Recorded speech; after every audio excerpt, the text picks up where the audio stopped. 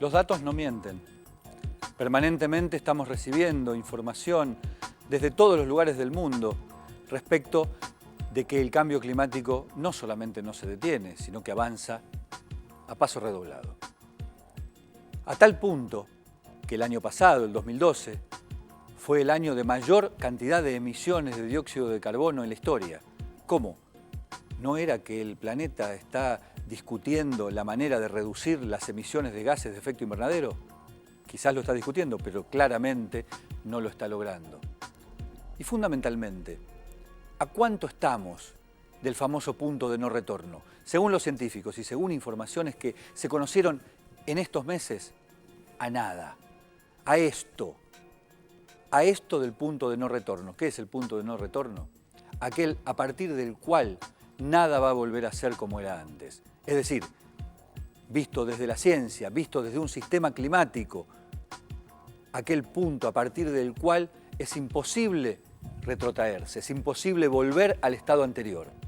Allí el clima habrá cambiado definitivamente y el planeta va a ser definitivamente otro. Hay que esperar a que esto suceda. Este programa se llama Contaminación Cero. Bienvenidos.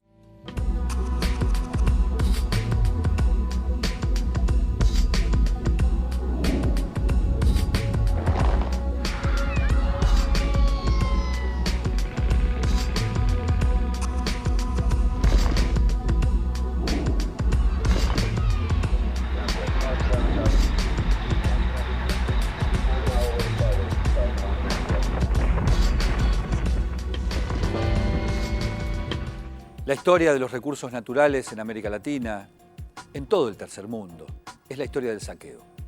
Vimos hace pocas semanas el informe sobre coltán, ese mineral que se utiliza para fabricar celulares y que ha provocado una guerra fratricida en el Congo, Ruanda, Uganda, 5 millones de muertos.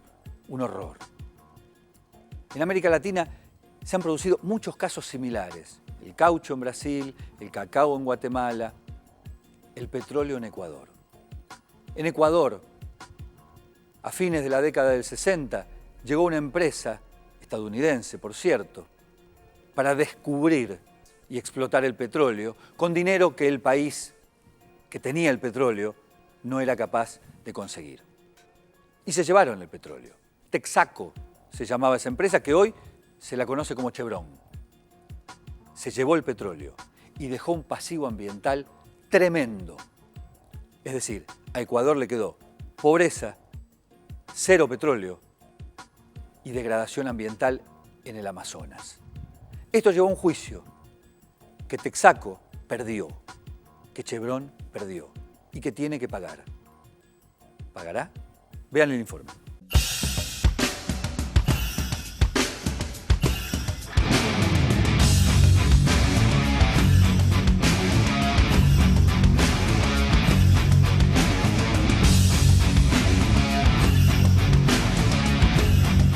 La historia de los recursos naturales es la historia de los piratas y el saqueo. Su dinámica suele ser la siguiente. Una empresa con casa matriz en el norte industrializado llega a un país pobre a explotar un recurso para cuya inversión ese país pobre no tiene capacidad económica. La inversión entonces actuaba como una excelente excusa para apropiarse de la renta y trasladar a la casa matriz los producidos de esa explotación. Cuando la explotación terminaba, al país pobre le quedaban varias cosas: recursos agotados, población empobrecida y pasivo ambiental. Esta historia reconoce ejemplos muy notorios: el caucho en Brasil, el café en Nicaragua, el banano en Centroamérica, el cacao en Guatemala y el petróleo en Ecuador. El lunes 26 de junio de 1972 constituye una fecha histórica para la economía ecuatoriana, con la llegada del petróleo desde el oriente a la ciudad de Esmeraldas, desde donde será exportado a los distintos países del mundo. Aquí está el esfuerzo de las compañías Texaco y Gulf, cuando después de titánica labor para descubrir el petróleo en nuestro oriente, han construido el oleoducto transecuatoriano Lago Agrio Esmeraldas y la terminal de Balao, propendiendo al desarrollo socioeconómico del Ecuador. Para contagiar a todo el país, donde asomarse del oro negro ecuatoriano.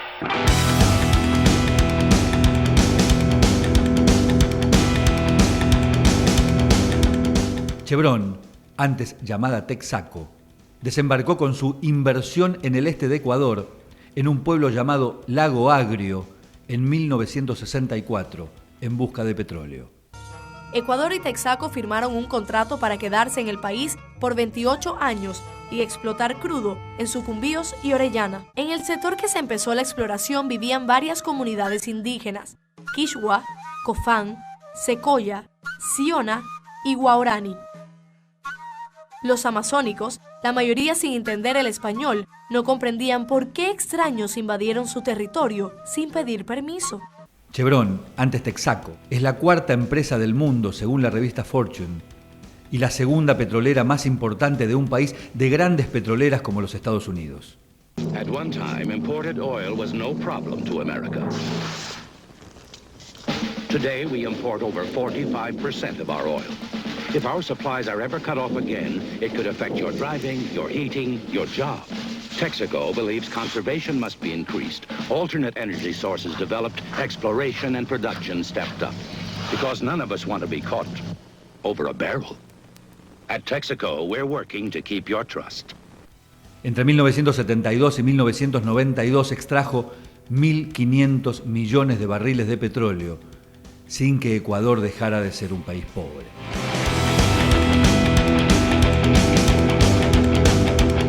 Al dejar Ecuador tras extraer hasta la última gota de crudo, Chevron, antes Texaco, dejó una herencia: 60 millones de litros de petróleo derramados en la Amazonia, más 68.000 millones de litros de agua contaminada volcada en los ríos.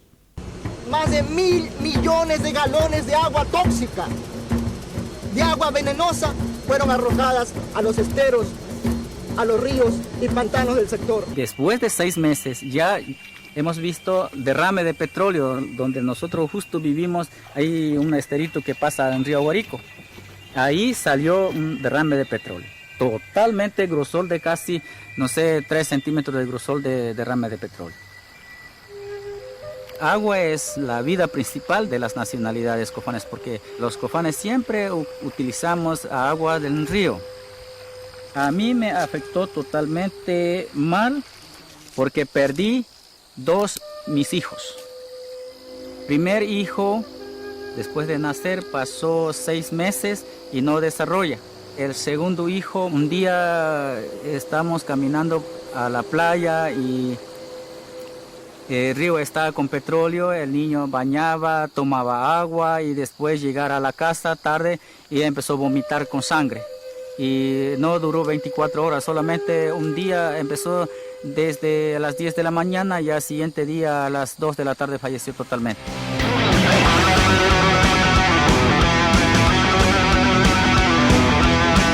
Yo trabajé en el pozo Dureno 1. Sí, principalmente la contaminación en el tiempo que trabajé era bastante grande porque la estación que trabajé era un solo pozo de petróleo y el crudo de ahí lo transportaban ya acá a los tanques de reposo de aquí del Aguario, ya neto, sin agua, sin sedimentos, puro nomás. Y ahí se lo refinaba con químicos, el agua se le botaba a una quebrada, a un estero, sin tratamiento alguno. Era un agua amarilla, propiamente contaminada, porque se inyectaba 2 clases de químicos. Uno para separar el agua y otro para separar el sedimento. Más, mucho más, que lo vertido en el derrame del Exxon Valdez en Alaska o por British Petroleum en el Golfo de México. Un grupo de colonos e indígenas inició una demanda en los Estados Unidos por el pasivo ambiental que dejó Chevron, antes Texaco. Y lo que la gente exige es la remediación absoluta de todo el área contaminada de Texaco. Estamos pidiendo que Texaco tiene que remediar y restaurar nuestra vida, tiene que dejar sano. A ellos les importa solamente el comercio, el dinero, menos a las vidas humanas. El juicio se trasladó a Ecuador y Chevron, antes Texaco, usó todos los recursos lícitos y de los otros para detener el proceso. 15 años, ciertas comunidades indígenas de la Amazonía demandaron a Chevron, que antes era Texaco, por contaminación ambiental. Después de 15 años le ganan el juicio. Chevron ha desatado una campaña a nivel mundial para desprestigiar al país en forma impresionante. Somos unos corruptos que el sistema de justicia no sirve para nada. y nos demanda ante el Tribunal de las Naciones Unidas, invocando el Tratado de Protección Recíproca de Inversiones con Estados Unidos de 1998. El pequeño detalle es que Chevron, en ese tiempo Texaco, salió del país en 1992 e invocan el Tratado de 1998. Y lo peor de todo, el tribunal se declara competente y nos ordena suspender la sentencia contra Texaco, como que si el presidente puede suspender una... Ahí sí, no tendríamos seguridad jurídica en este país. Pese a que es un proceso en marcha, está en casación esa sentencia. Y es terrible lo que está haciendo ese tribunal de arbitraje, que en verdad son tan solo recaderos de estas transnacionales. Ante eso, sí puede protegerse América Latina. Casi 10 años pasaron hasta que la justicia finalmente falló. Una sentencia histórica.